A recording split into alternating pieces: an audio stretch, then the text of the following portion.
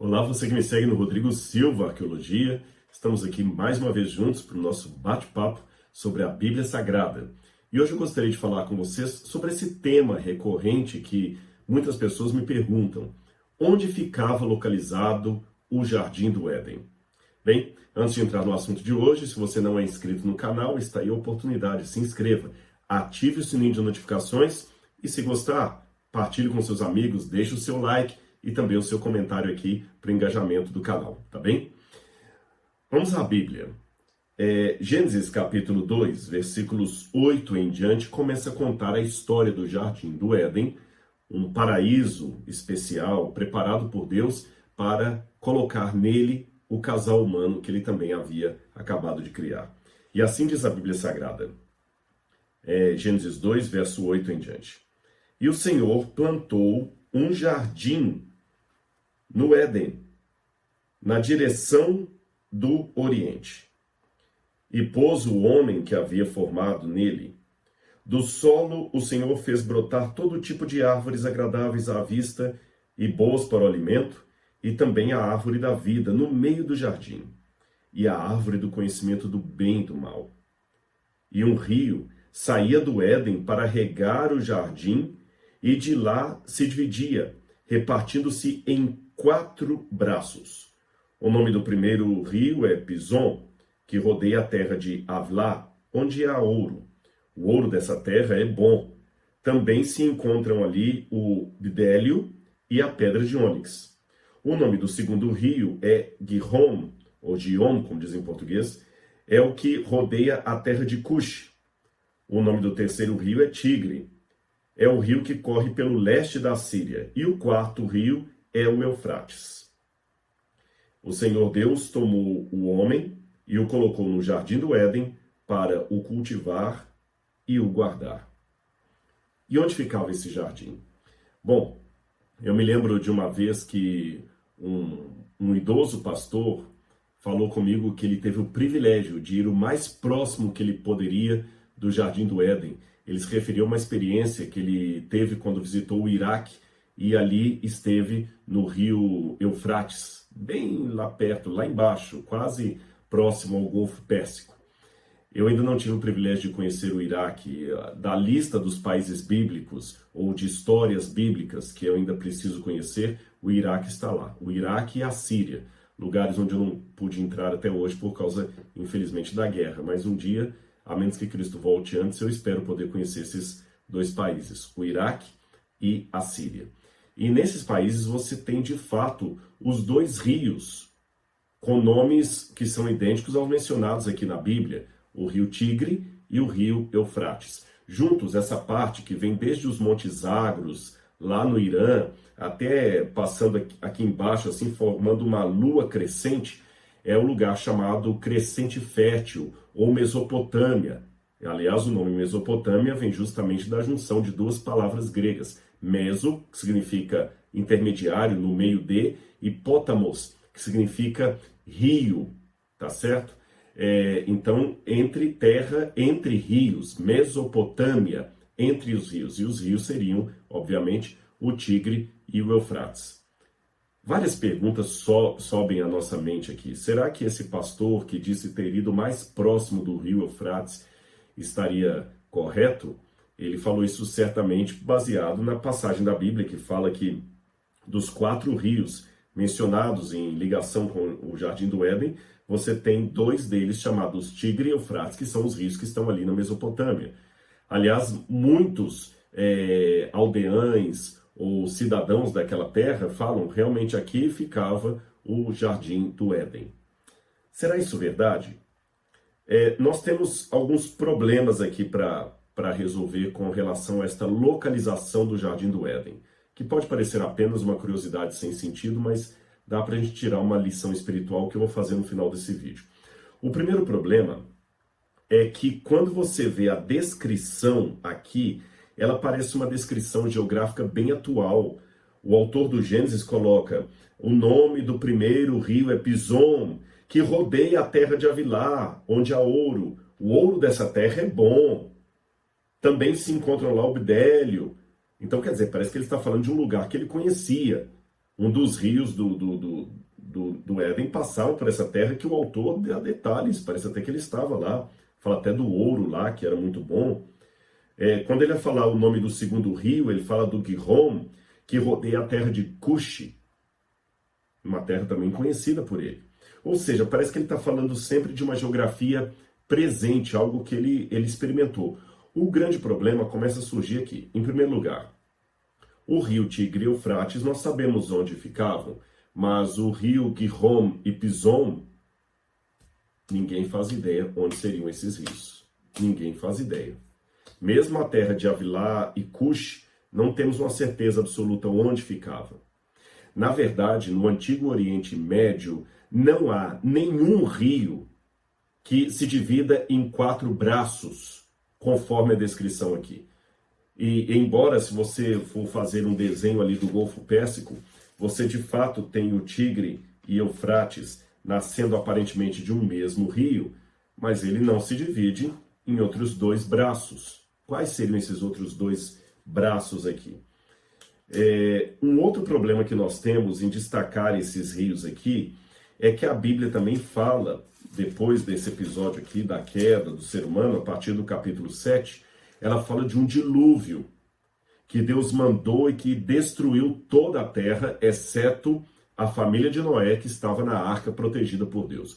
O resto da terra foi inundado. Então imagina, se o dilúvio, de fato, foi um evento universal, não ficou nada da geografia pré-diluviana que a gente possa tomar por referência. Então nenhum rio pré-diluviano subsistiria para contar a história, porque a terra seria toda inundada, destruída. E mesmo aqueles que acreditam, eu não faço parte desse grupo, que o dilúvio foi apenas localizado, eles também hão de admitir que ele foi localizado, mas ele destruiu uma área ali. Como é que um rio pré-diluviano sobreviveria depois do dilúvio? Não faz sentido isso aí. Os rios mudam de curso. Fora o fato, como eu já falei, que não existe geograficamente nenhum rio que dá 4 braços ali na região do Oriente Médio, exatamente 4 braços, e o Tigre e o Eufrates que temos hoje são 2 braços. Onde é que estão o Gihon e o Pison? Nós temos outro problema aqui, que quando você vai ler aqui o verso 14, fala assim: o nome do terceiro rio é Tigre, é o que corre pelo leste da Assíria. Ora, veja bem, de fato esse aqui no hebraico não fala a palavra tigre, mas os comentaristas e hebraístas estão de comum acordo que se refere ao rio Tigre. Isso aqui não há dúvida na academia. O problema é que o rio Tigre atualmente, ou pelo menos no tempo da antiguidade, ele não passava ao lado da Assíria, mas dentro dela. E aqui diz, o rio Tigre que corre pelo leste da Assíria. No original hebraico está o rio Tigre que corre em frente à Assíria. É porque sempre que eles iam descrever o Oriente, eles descreviam na perspectiva de algo que está de frente de. Então o que o texto bíblico está querendo dizer é o seguinte, que o rio Tigre passava aqui e que ele estava justamente em frente da Assíria, ou pelo leste da Assíria. Então dá a entender que aqui estaria, nessa bolinha, a Assíria, tá vendo? E ao leste dela estaria o rio Tigre, ou seja, defronte dela. O problema é que o rio Tigre não está defronte da Assíria. Ele está passando pelo meio da Assíria. Alguns especialistas antigos, como Seis, diziam que, na verdade, o texto estava falando de Ashur, a capital da Assíria. E Ashur, de fato, ficaria aqui e o rio passaria diante dela. Mas a palavra Ashur, a capital da Assíria, não é usada em nenhum outro momento na Bíblia. Todas as vezes que a Bíblia fala da Assíria, fala do país. Então nós temos aqui uma imprecisão geográfica. Uma imprecisão geográfica. O rio Tigre não passa a leste da Assíria. Então é muito complicado isso aqui. Ele não passa em frente para o frente. Aliás, tem um outro problema também. Quando eu pego a capital, Ashur, ela está o rio está no ocidente dela e não ao oriente. Tem esse outro problema para resolver também. Então tem uma imprecisão geográfica aqui. Bom, tentativas houve as mais diferentes de tentar localizar o Éden, tentar corrigir essas discrepâncias históricas aqui. A terra de Cush, para muitos, seria a Etiópia.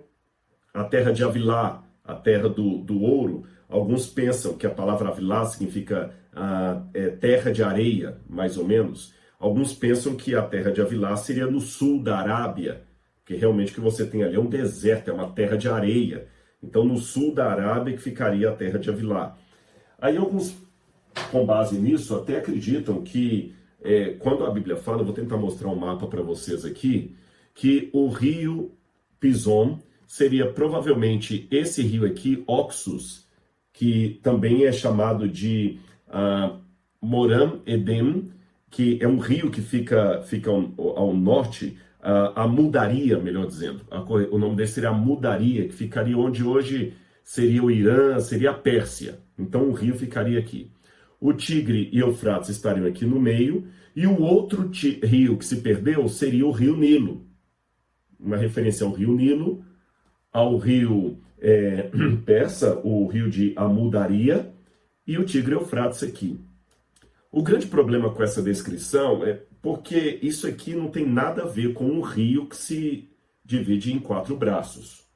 Outros tentaram dizer que o quarto rio não seria esse rio Persa, mas seria o rio Ganges, que está lá na Índia. Então, toda essa região que seria a região do Éden.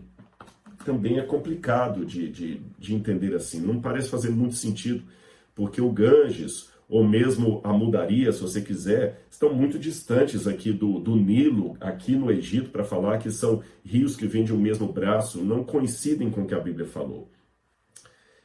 Como é que a gente pode resolver esse problema, Rodrigo? Onde estaria o Jardim do Éden? Eu já vi várias colocações. A mais clássica acredita que o Jardim do Éden seria ali no Golfo Pérsico, porque dali que sai o braço que vai dividir entre Rio Tigre e Eufrates. Outros pensam que seria no Bahrein. Outros acham que seria na região de Barça. Outros acham que o Éden ficava na Turquia. Outros acham que é no Irã. Alguns acham que seria na Pérsia. E há alguns que acham que o Éden seria na Etiópia. E há quem acredite que o Jardim do Éden ficaria em Jerusalém, onde hoje é Jerusalém. Por que em Jerusalém?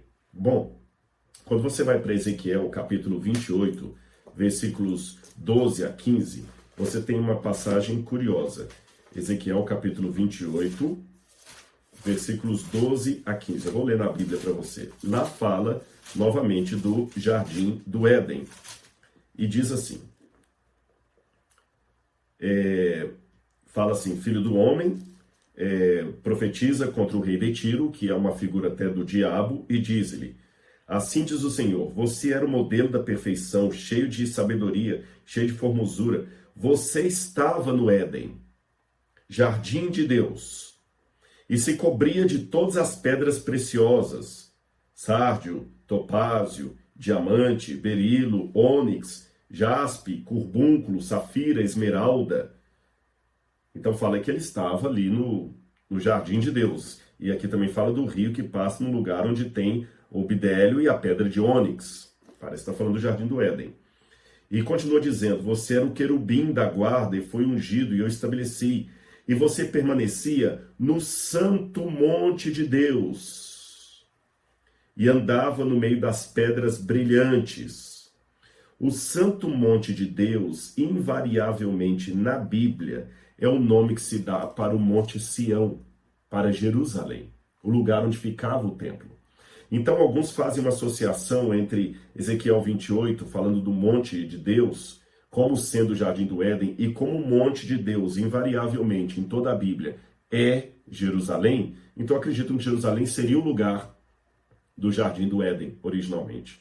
Você sabe que tem até uma possibilidade teológica, isso não é dito explicitamente na Bíblia, porém, alguns teólogos acreditam que provavelmente, quando o dilúvio cobriu a terra para que o jardim do Éden não fosse submerso pelas águas do dilúvio, que era uma maldição.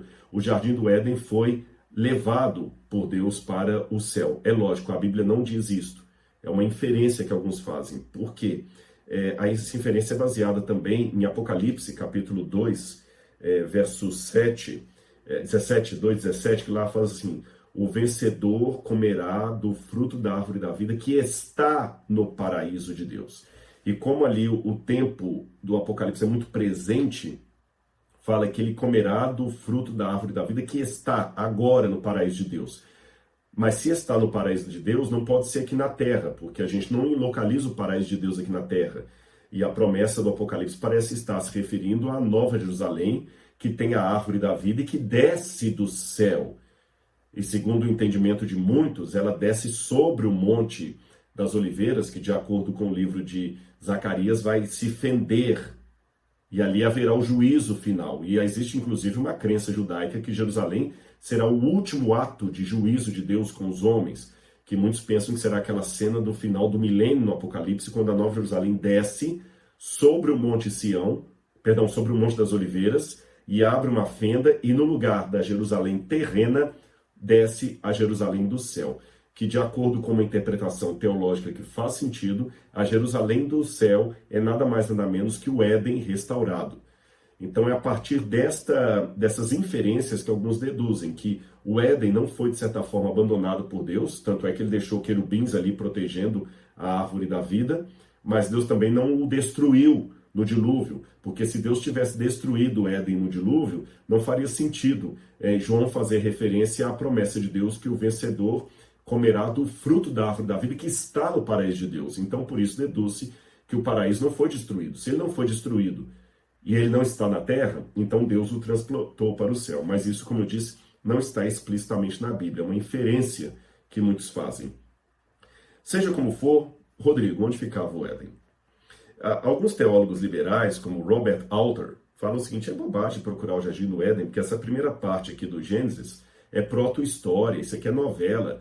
Gênesis 1 a 11 é bem diferente do estilo literário de Gênesis 12 em diante, que fala dos patriarcas. Ali parece histórico, o anterior parece mitológico. Porém, isso não é um consenso, não. Há hebraístas sérios, como Ephraim Spicer, que diz que não, que o prefácio do Gênesis é histórico. E ali é o prefácio da história que virá depois do capítulo 12.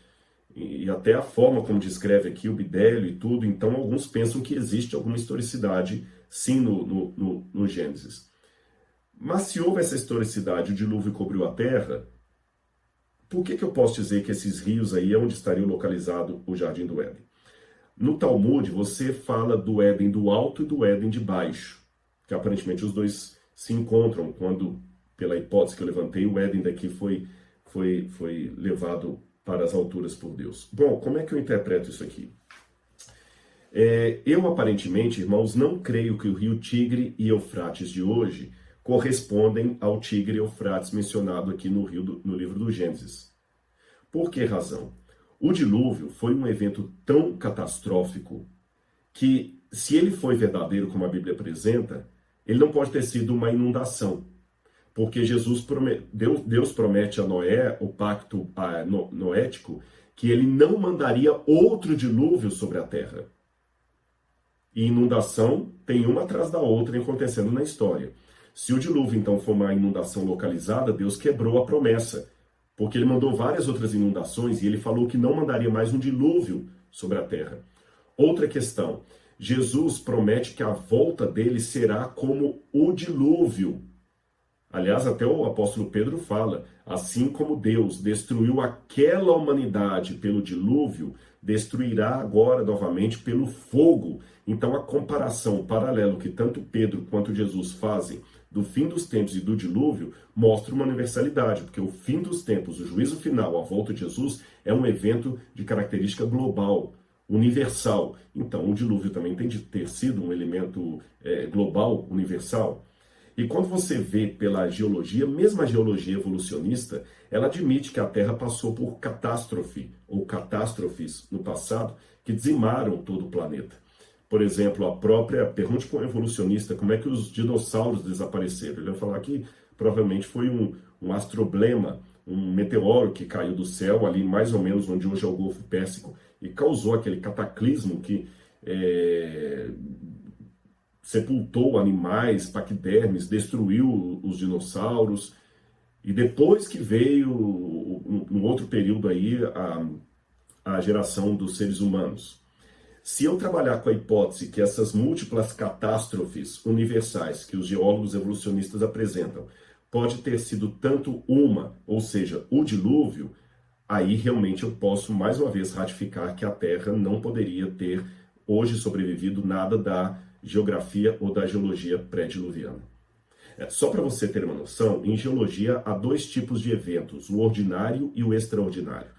O evento ordinário é aquele que acontece aos pouquinhos, que a gente nem consegue testemunhar. Uma erosão, um envelhecimento de um edifício. Por exemplo, se eu pegar essa casa que eu moro aqui e deixá-la sem manutenção, ao léu, tomando sol, chuva, sem manutenção, um dia ela vai cair. Mas vai ser daqui a uns 400 anos, talvez daqui a 400 anos, sem nenhuma manutenção, um dia essa casa cai. Aí, quando ela cair, alguém pode falar assim, realmente, essa deve ser uma casa de 400 anos, porque ela está tão envelhecida e agora ela caiu. Porém, um terremoto poderá fazer essa casa cair em 2 segundos, mesmo que ela tivesse sido construída há 1 ano.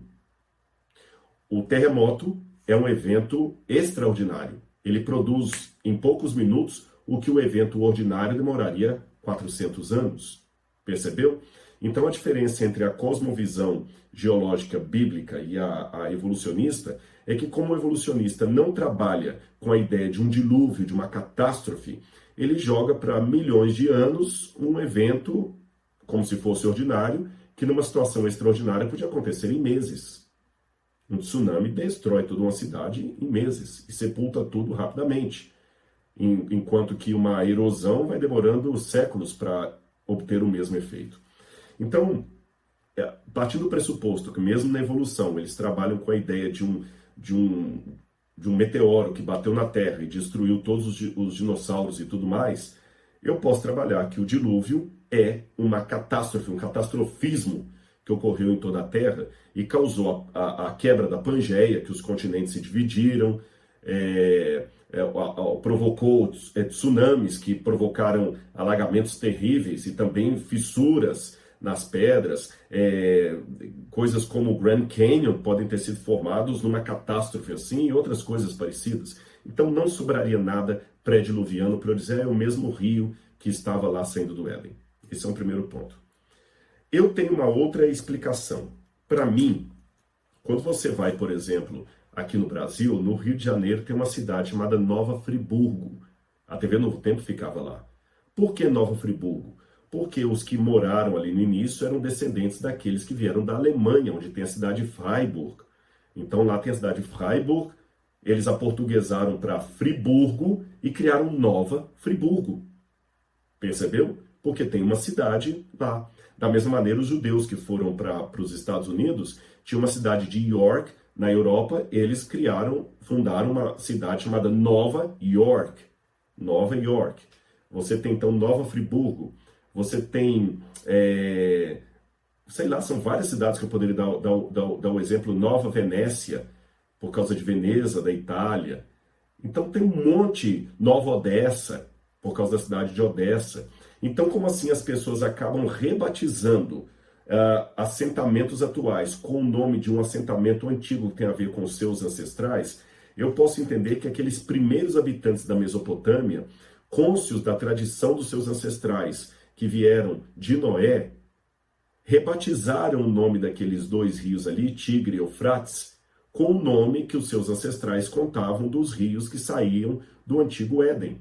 Porque a ideia do Éden encontradiça em muitos tabletes cuneiformes da primeira literatura produzida pela humanidade ali na Mesopotâmia. Falavam do jardim de Edim, ou Edino, que significa planura, tal como a palavra Éden em hebraico. E a história é muito parecida com a Bíblia. Fala de um jardim que tinha um casal que perdeu a salvação de um dilúvio. Então eles simplesmente rebatizaram aqueles 2 rios com o nome dos rios da tradição adâmica que eles traziam, daqueles que sobreviveram ao dilúvio. Só isso, só isso. E como o lugar parecia realmente um paraíso, um crescente fértil, chamaram aquele lugar ali de Eridu, que é uma das primeiras cidades que se fundam ali na região do Golfo Pérsico. E Eridu parece ter uma relação com a palavra Éden, porque você tem no tablete a ligação com Edenu. E de Eridu, os dois rios que saem ali, eles falavam Tigre e Eufrates. Só isso. Eu sei que essa minha hipótese não resolve um outro problema, que é o fato do descritor do Gênesis parece falar de localizações geográficas que ele estava familiarizado com elas. Olha a terra de Avilá, a terra de Cush, que eu falei que poderia ser a Etiópia, Avilá podia ser o sul da Arábia. Só que eu noto no livro do Gênesis uma anotação editorial que provavelmente nem seria de Moisés.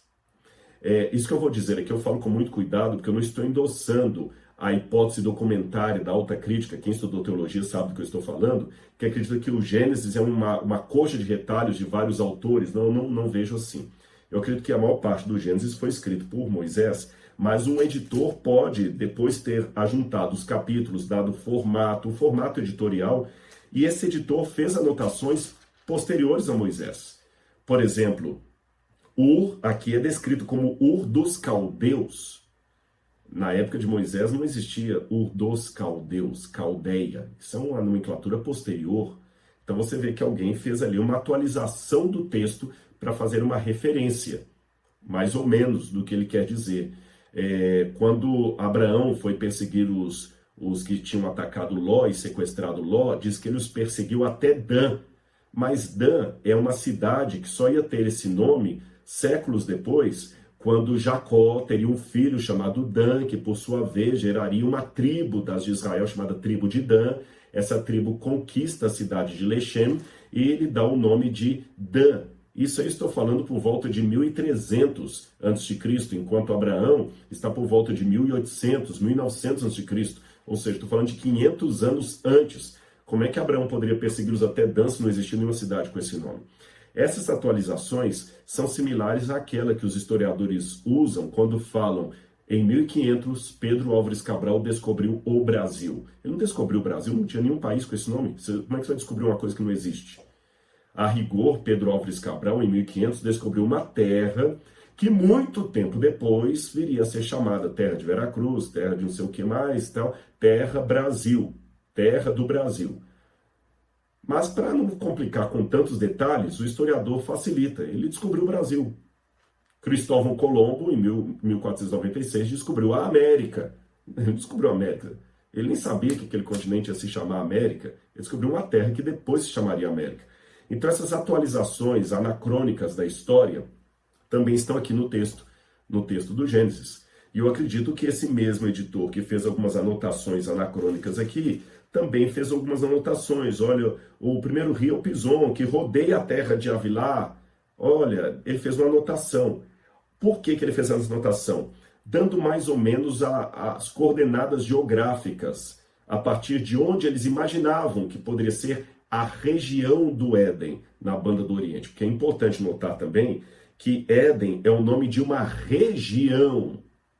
Uma região. E o Senhor plantou um jardim no Éden. É que, pela tradição histórica, a gente acabou chamando o jardim também de Éden, assim como chamamos Mar da Galileia, o lago que fica na Galileia, mas a rigor, Galileia não é só o nome do lago, Galileia é uma região, a região da Galileia. E na região da Galileia tem um lago que também é chamado Lago da Galileia. Então, na região do Éden, tem um jardim que também é chamado de Éden. Simples assim. Mas a região do Éden é maior do que o jardim do Éden. Tanto é que, quando vai falar dos rios, fala assim, um rio saía do Éden para regar o jardim. Então o rio nem nascia no jardim. Ele nascia na região para regar o jardim. E o autor, pelo menos dessa anotação aqui, imaginava que, mesmo com a configuração atual, provavelmente o local dessa região do Éden, antes do dilúvio, seria aquele local que hoje nós chamamos de Oriente Médio ou Crescente Fértil. Só isso. Mas não a localização precisa do jardim. Eu sei que você pode ficar um pouco desanimado. Poxa, eu pensei que o Rodrigo ia responder, então onde era o Jardim do Éden? Então não é lá no Iraque? Não. Mas eu quero ler para você uma passagem aqui de Lucas, capítulo 17, verso 20 em diante. Indagado pelos fariseus sobre quando viria o reino de Deus, o Jardim do Éden restaurado, Jesus lhes respondeu: o reino de Deus não vem com visível aparência, nem dirão, ele está aqui ou está lá, porque o reino de Deus está entre vocês. Algumas Bíblias traduzem, o rei de Deus está dentro de vocês, mas eu não gosto muito dessa tradução.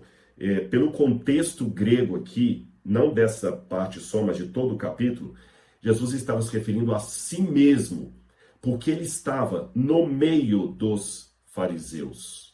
Tá certo? No meio dos fariseus. O reino de Deus está aqui. Ele não vem mais com visível aparência por causa do pecado. Veja o que aconteceu.